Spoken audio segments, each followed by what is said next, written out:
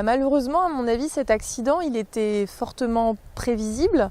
Alors pas du tout parce que contrairement à ce que raconte Planète Sauvage, c'est un comportement qui est régulièrement observé chez les grands dauphins, c'est pas le cas, mais tout simplement à cause des conditions de captivité.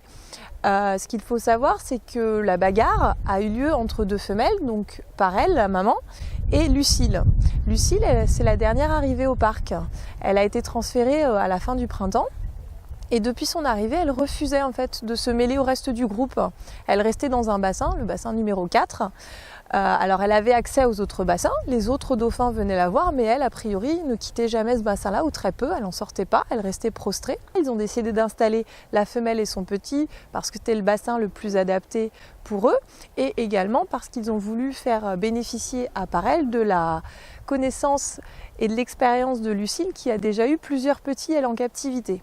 Sauf que ça ne marche pas aussi simplement. En milieu naturel, les femelles, elles se choisissent. Elles appartiennent à un même groupe. On ne les impose pas les unes aux autres. Donc là, vous imaginez une femelle qu'on a séparée de ses petits il y a quelques mois, même s'ils étaient sevrés, elle avait forcément des liens encore extrêmement importants avec eux.